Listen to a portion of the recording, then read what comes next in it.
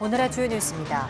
이른바 한국형 나사라고 불리는 우주항공청 설치를 위한 특별법이 법안 발의 9개월 만에 국회를 통과했습니다. 우주항공청은 과기부 소속 차관급 기관으로 항공우주연구원과 천문연구원의 산하로 편입해 직접 연구와 행정을 모두 실행할 예정입니다. 지난 1일 일본 이시카와현 강진 때 발생한 해저 용기로 인해서 연안 지역 육지가 4.4제곱킬로미터 늘어났다는 분석이 나왔습니다. 와지마시 일부 해안선은 바다 쪽으로 최대 240m 전진했는데 일부 항구는 땅이 새로 생기면서 배가 저반설에 접근하기 어려운 곳도 나왔습니다. 러시아에선 폭설로 빙판길이 된 고속도로에서 50중 추돌 사고가 발생해 여러 명이 숨졌습니다. 미국에서는 40여 개 주에서 눈보라와 강한 불풍 등 심각한 악천후가 예보돼 해당 지역들의 비상이 걸렸습니다. 이달 초 지나간 4분의 자리 유성우를 비롯해서 개기 일식과 화성과 토성, 달과 토성의 근접 현상 등 우주가 펼쳐내는 볼거리가 올해도 계절별로 이어집니다. 놓쳐선 안 될 주요 우주쇼의 일정과 관전 포인트를 천문 전문가로부터 들어보겠습니다.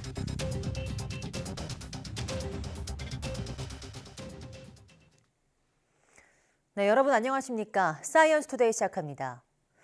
수도권에 대설주의보가 내려진 가운데 각 지자체가 비상근무에 돌입해 상황 관리에 나섰습니다. 서울시는 8일 밤 11시부터 선제적으로 제설 1단계를 발령했고 9일 아침 8시부터는 제설 2단계로 상향해 비상근무 체제에 돌입했습니다. 또 인력 8천여 명과 장비 1,000여 대를 동원해서 제설제를 살포했습니다. 경기도는 9일 새벽 6시부터 비상 1단계 근무에 들어가며 상황 관리에 집중하고 있습니다. 인천시는 8일 밤 9시부터 비상 1단계 근무 중입니다. 행정안전부는 9일 오전 10시 기준 대설 위기경보 수준을 관심에서 주의로 상향하고 중대본 1단계를 가동했습니다. 필리핀 남부 민다나오 섬 부근 해역에서 우리 시간 9일 오전 4시 48분쯤 규모 6.7의 지진이 발생했습니다. 미 지질조사국에 따르면 지진은 사랑가니 자치구역에서 남동쪽으로 100km 떨어진 해역에서 일어났습니다. 진원의 깊이는 70km로 인명피해는 없었고 쓰나미 경보는 발령되지 않았습니다. 앞서 민다나오 섬은 지난달 2일 규모 7.6의 지진이 발생한 뒤 여진이 잇따라 주민 3명이 숨진 바 있습니다. 지난 1일 일본 이시카와현 노토반도에서 발생한 강진으로 인한 해저 용기 등 지각 변동으로 연안 지역 육지가 4.4제곱킬로미터 늘어났다는 분석이 나왔습니다. 산케이신문 보도에 따르면 일본 지리학회 조사팀은 노토반도 강진에 의한 해안 지형 변화 검토 결과 2차 보고서에서 이같이 분석했습니다. 자료를 보면 항공사진과 인공위성 화상을 토대로 이시카와현 호다스시미즈부터 도야마현 히미시까지 노토반도 해안선 약 300km가 분석됐습니다. 그 결과 지반 융기 등으로 와지마시 일부 해안선은 바다 쪽으로 최대 240m 전진하는 등 전체적으로 4.4제곱킬로미터의 육지가 늘어났습니다. 보고서는 쓰나미와 산사태 등으로 토사가 해안선에 쌓여 육지화가 진행된 곳도 있지만 대부분은 지반 융기 때문으로 생각된다고 평가했습니다. 실제 NHK 방송이 촬영한 영상을 보면 노토반도의 일부 항구는 땅이 새로 생기면서 배가 원래 저반설에 접근하기 어려운 곳도 있습니다. 일본 이시카와현 노토반도에서 지난 1일 규모 7.6의 강진이 발생한 이후 피난소에서 첫 사망자가 나왔습니다. 피해 지역에는 폭설의 강추위까지 덮치면서 지진 이후 피난소 등지에 생활하는 피난민들이 건강 악화로 숨지는 2차 피해가 우려되고 있습니다. 사망자는 지금까지 모두 168명으로 집계됐는데 이 가운데 1명은 와지마시 피난소에서 숨진 것으로 확인됐습니다. 마이니치 신문은 이와 관련해서 자세한 상황은 분명하지 않지만 피난소 생활에 따른 지병 악화와 피로, 정신적 스트레스로 사망하는 재해 관련 사의 위험이 커지고 있다고 전했습니다. 전 세계 곳곳에서 이상기후로 인한 사고가 잇따르고 있습니다. 러시아에선 폭설로 고속도로에서 50중 추돌 사고가 발생해 4명이 숨졌습니다. 슬로베니아에선 폭우로 인해 사람들이 동굴에 고립되는 일도 있었습니다. 보도에 최영주 기자입니다. 눈 덮인 도로 위에 찌그러진 차량들이 이리저리 뒤엉켜 있습니다. 고속도로 위에 꼼짝없이 갇힌 사람들은 어찌할 바를 모르며 서성입니다. 러시아 모스크바와 상트페테르부르크를 잇는 고속도로에서 폭설로 인해 50중 추돌 사고가 일어났습니다. 한 자동차가 눈길에 미끄러져 난간을 들이받았고 이후 뒤따르던 차들이 연달아 부딪히면서 약 2km 구간에서 추돌이 잇따른 겁니다. 이 사고로 1살 배기 아기와 엄마 등 4명이 숨지고 20여 명이 다쳤습니다. На месте работают сотрудники госавтоинспекции, следственно-оперативная группа, сотрудники МЧС, сотрудники скорой медицинской помощи. Обстоятельства и причины ДТП выясняются. 영하 30도를 밑도는 날씨 속에 러시아에선 한파로 인한 사망 사고도 있었습니다. 조부모와 산책을 하고 돌아온 3살 아이가 추위로 인한 급성 알레르기로 숨졌습니다. 이례적인 한파에 모스크바와 상트페테르부르크엔 황색 경보가 발령됐습니다. Ну, такого, наверное, мороза нет. Давно мы не видели такого мороза. Ну, ничего, мы ко всему привыкли. И к дождям зимой, и к снегу в мае, так что все нормально. 반면 슬로베니아에서는 폭우로 인해 불어난 물로 5명이 동굴에 고립됐다 이틀 만에 구조됐습니다. 이들 여행객과 안내원 등 5명은 지난 6일 갑작스레 폭우가 내리면서 동굴에 갇힌 것으로 알려졌습니다. 유럽을 비롯한 전 세계 곳곳이 이상 한파와 눈폭풍, 돌발 홍수로 몸살을 앓는 가운데 극단적인 기후변화로 인한 사고도 잇따르고 있습니다. YTN 최영주입니다. 미국에서도 새해 초부터 눈폭풍과 강풍, 돌발 홍수 등 이상기후에 직면할 것으로 전망됐습니다. MBC 뉴스와 기상 전문 채널 등에 따르면 이번 주 미국 서부 태평양 연안의 워싱턴주에서부터 중부 대평원과 오대호 일원, 동북부 대서양 연안의 매사추세츠주까지 40여 개 주가 눈보라와 강풍, 홍수 등 악천후의 영향을 받을 것으로 예보됐습니다. 특히 이날 워싱턴주를 비롯해 오리건, 아이다호, 몬태나, 콜로라도, 캔자스 등 서부와 중부 대평원 지대에 눈보라 경보가 발령됐습니다. 비행 중 동체 일부가 떨어져 나가 구멍난 채로 비상 착륙한 보잉 737 맥스 9 여객기 기종을 둘러싸고 안전 우려가 점점 커지고 있습니다. 로이터 통신 BBC 등에 따르면 미국 유나이티드 항공도 자사 보유 보잉 737 맥스 9 여객기를 자체 검사한 결과 기체 측면의 일부분인 도어 플러그의 볼트가 느슨하게 결합한 것을 발견했다고 밝혔습니다.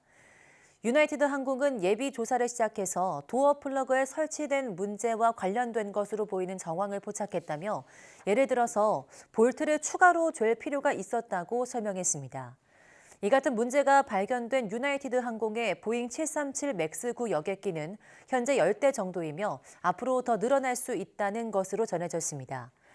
앞서 미국 연방항공청은 지난 5일 알래스카 항공의 보잉 737 맥스 9가 비행 중 동체 일부가 떨어져 나간 이후 미국 내 해당 기종 항공기 171대 운항을 전면 금지했습니다. 미국 민간 기업이 발사한 세계 최초의 민간 달 착륙선의 기술적인 문제가 발생했습니다. 발사 7시간 만에 추진 시스템 이상에 따른 심각한 연료 손실로 달 착륙 계획이 실패 위기를 맞았습니다. 김태현 기자입니다. 미국 플로리다 우주기지에서 발사된 달 무인 탐사선 페레그린. 민간 기업 최초의 달 착륙선은 그러나 발사 7시간 만에 기술적인 문제가 발견됐습니다. 우주기업 애스트로보틱은 추진 시스템의 문제로 심각한 연료 손실이 발생했다며 현 상태에서 가능한 임무가 무엇인지 대안을 검토 중이라고 밝혔습니다. 발사 이후 탐사선의 태양광 패널이 배터리를 충전할 수 있도록 태양을 바라봐야 하는데 제대로 고정되지 않는 문제가 발견됐습니다. 이후 기술팀은 태양광 패널을 제대로 작동시켰지만 연료 손실이라는 또 다른 문제가 확인된 겁니다. 탐사선은 당초 달 표면 구성과 방사능을 조사할 과학 장비와 탐사 로봇을 싣고 다음 달 23일 달 앞면에 있는 용암지대에 착륙할 예정이었습니다. We've sent many probes in orbit around the moon, like Lunar Reconnaissance Orbiter, but they look at it from afar. This is going to be our first chance to go back and really make those measurements that really touch the surface and see what's really there. 미국의 달 표면 탐사는 1972년 말 유인 달 탐사선 아폴로 17호 이후 51년여 만입니다. 미 항공우주국 나사는 페레그린 탐사선이 달에 장비 등을 내려놓는 대가로 약 1,400억 원을 지불했습니다. 영국 BBC 방송은 탐사선이 원래 임무인 달 착륙 대신 집중적인 자료 수집 등 다른 임무를 수행할 것이라고 보도했습니다. YTN 김태현입니다.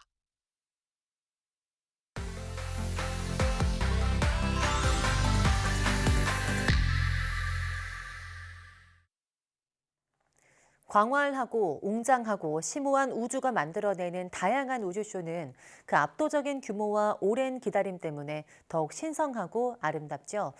우주는 올해도 많은 볼거리를 만들어낼 예정인데요. 짧게는 몇 년, 또 길게는 수십 년 만에 찾아오는 진귀한 기회를 놓치지 않도록 오늘 별소리 다 듣겠네에서 깔끔하게 정리해드리겠습니다. 함께 보시죠. 안녕하세요. 35번째 별소리를 전해드리게 된 지구입니다.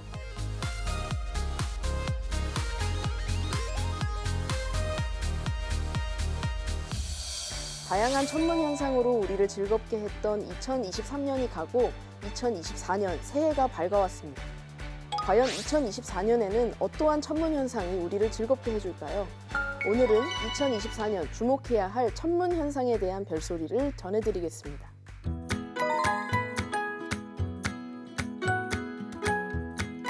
네, 이번 2024년 주목해야 할 천문 현상을 월 순서로 소개해드릴게요.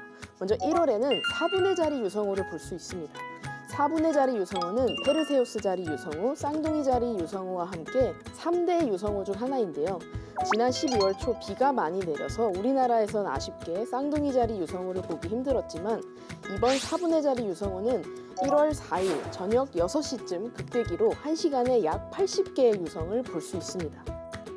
다음으로 4월에는 흔하지 않은 현상인 개기일식이 예고되어 있지만 아쉽게도 멕시코, 미국, 캐나다에서만 관측을 할 수 있습니다. 하지만 11일에 화성과 토성이 가까이 붙어 보이는 근접 현상을 볼 수 있는데요. 새벽 5시에 동쪽 하늘을 보시면 됩니다. 약 0.4도의 각거리로 근접해 거의 붙어있는 하나의 행성처럼 보일 수 있습니다.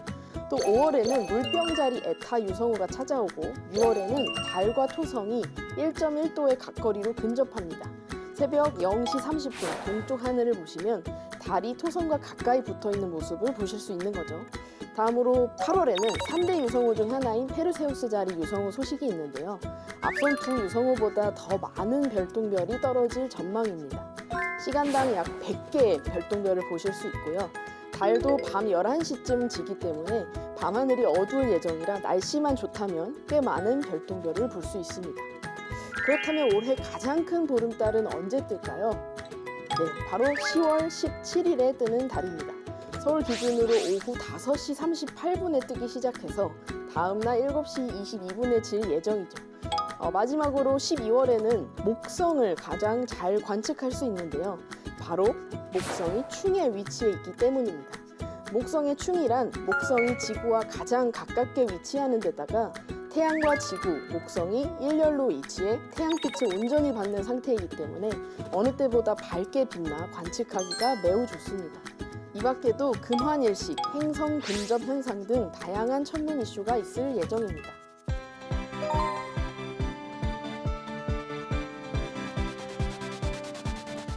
네, 우선 행성 근접 현상은 그렇게 희귀한 이벤트는 아니라 꽤 자주 볼 수 있습니다. 근접 현상이란 말 그대로 달과 행성 또는 행성과 행성이 가까이 접근해 위치했다는 뜻인데요. 정확히는 두 천체의 각거리가 1도 이하일 때를 말합니다. 각거리란 관측 장소에서 두 점에 이르는 두 선 사이의 각도 크기를 말하는 것인데요. 즉 달과 관측자인 나 그리고 행성이 만드는 이 각의 크기가 1도 이하면 달과 행성이 근접했다고 하는 것이죠. 모든 천체는 돌고 돌아 가까워졌다 멀어졌다 하기 때문에 이 현상은 매년 같은 시기에 반복되진 않지만 꽤 자주 보실 수 있습니다. 하지만 유성우는 매년 비슷한 시기에 다시 찾아오는 대표적인 천문 현상인데요. 지구는 해마다 같은 시기에 해당 지점을 지나기 때문에 매년 정해진 시기가 되면 유성호 현상이 일어납니다. 반면 때를 놓치면 다시 보기 힘든 천문 현상도 있는데요. 바로 일식과 월식입니다. 우선 일식과 월식 용어가 매우 헷갈릴 수 있는데요. 일식은 태양이 먹히는 현상, 월식은 달이 먹히는 현상으로 생각하시면 쉽습니다. 4월에 예정되어 있는 개기일식은 태양이 달에 완전히 가려지는 현상을 말합니다. 이 개기일식은 달이 태양을 완벽히 가려야 하기 때문에 관측 가능한 곳이 매우 한정적입니다. 태양이 달에 비해 약 400배나 멀기 때문에 관측자의 각도가 조금만 틀어져도 보기가 어려운 것이죠. 반면 지구 그림자에 달이 가려지는 월식 현상은 매년 꽤 자주 볼 수 있었는데요. 올해 3월과 9월에 월식이 예정되어 있지만 앞서 말했듯이 아쉽게도 우리나라에서는 볼 수가 없습니다.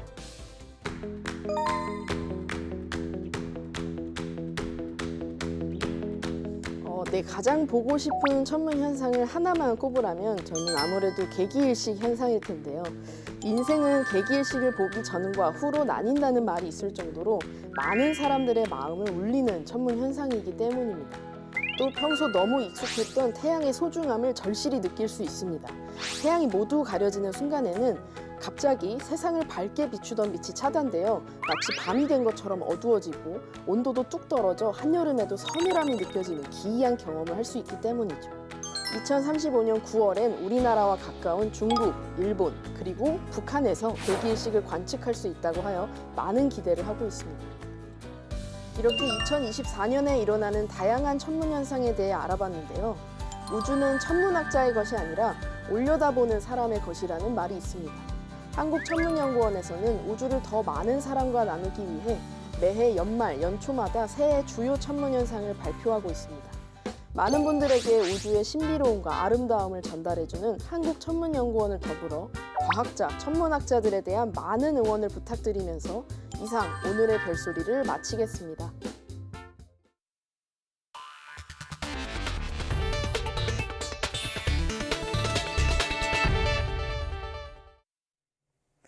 첨예한 논란으로 갑론을박이 끊이지 않았던 우주항공청, 이른바 한국형 나사 설치법이 드디어 국회를 통과했습니다.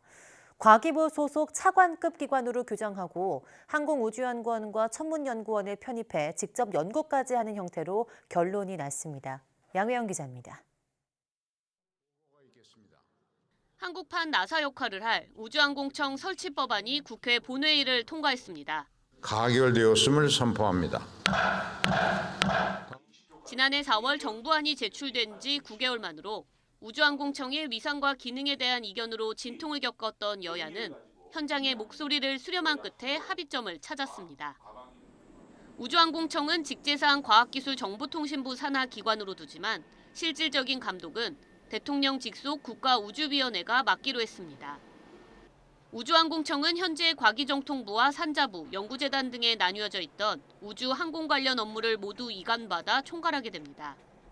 특히 각 연구기관이 개별적으로 진행해왔던 우주 관련 국제협력 역시 우주항공청이 도맡아 하면서 미국의 아르테미스 프로그램 등 대형 우주탐사 프로젝트에서 한국의 역할이 커질 것으로 기대됩니다. 우주항공청을 통해 국민과 함께 꿈과 희망을 키워나가고 산학연과 함께 경쟁력을 높여나가며 세계와 함께 새로운 미래를 개척할 수 있도록 최선의 노력을 다하겠습니다. 가장 첨예했던 우주항공청의 연구개발 직접수행 여부 논란은 항공우주연구원과 천문연구원을 우주항공청의 소속 기관으로 편입시켜 연구 기능을 포함하기로 결정했습니다. 다만 기존 연구시설 등을 고려해 현재의 항우연과 천문연을 물리적으로 이전하지는 않기로 했습니다. 또 우주청에 영입하는 임기제 공무원의 보수 기준을 국가공무원법과 별개로 정해 연봉 제한을 없앴습니다.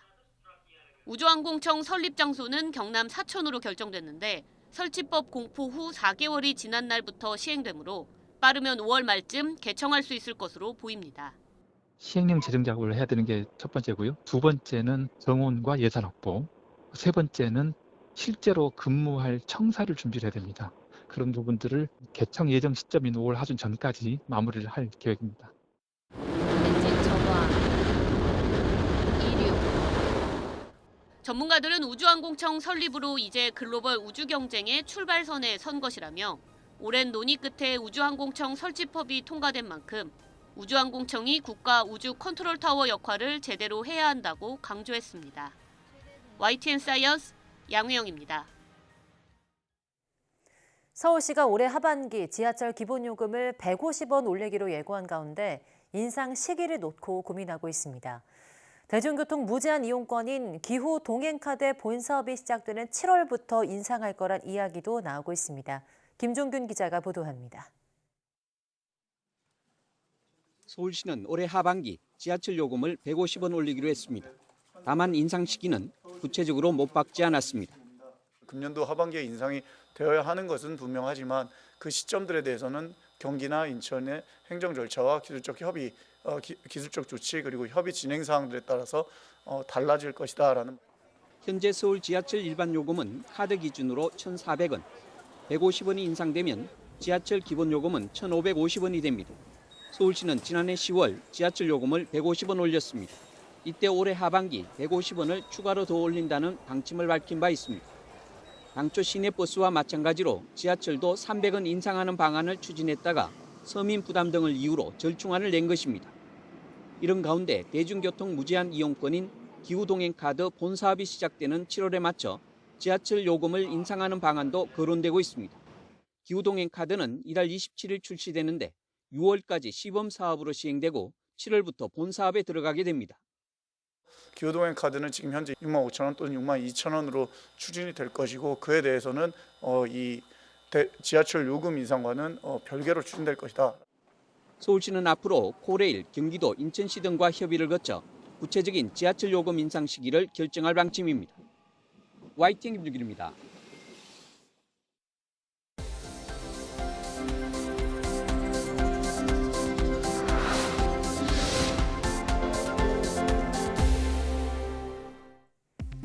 콘택트 렌즈를 자주 끼는 사람은 인체 유해 물질인 과불화 화합물로 인한 건강 이상이 생길 위험이 크다는 연구 결과가 나왔습니다. 고려대 최윤영, 김동현 교수팀은 미국인 1,600여 명의 건강 자료를 분석한 결과 콘택트 렌즈를 끼는 사람은 그렇지 않은 사람보다 과불화 화합물의 체내 영향이 1.2배 높았고 이 가운데 4.5%는 과불화 화합물 노출로 건강이 위험할 것으로 추정된다고 밝혔습니다. 과불화 화합물은 프라이팬 등의 방수 코팅 물질로 체내에 축적되면 갑상선 질환과 신장암, 당뇨 등을 유발한다고 알려져 있습니다. 차미영 IBS 데이터 사이언스 그룹장이 세계적인 연구기관인 독일 막스 플랑크 연구소 단장으로 선임됐습니다. 막스 플랑크 연구소의 85개 연구단을 이끄는 300여 명의 단장 가운데 한국인이 발탁된 것은 이번이 처음입니다. 차 그룹장은 오는 6월부터 막스 플랑크 보안정보보호연구소 단장직 수행을 시작해서 인류를 위한 데이터 과학 연구 그룹을 이끌 예정입니다. 차 그룹장은 카이스트 전산학부 졸업 후 동대학원에서 석박사 학위를 받았으며 2010년부터 카이스트 교수로 재직하고 있고 2019년에는 IBS 데이터 사이언스 그룹장으로 선정됐습니다.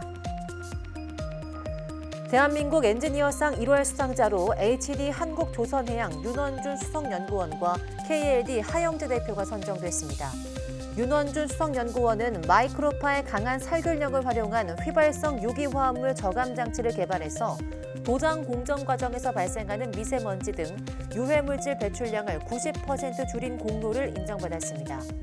하영재 대표이사는 스캔 제어 전광판과 휘도 보정 전광판 등을 출시해서 LED 전광판의 균일한 고품질 영상과 선명한 화질을 구현하는 데 기여했다는 평가를 받고 있습니다.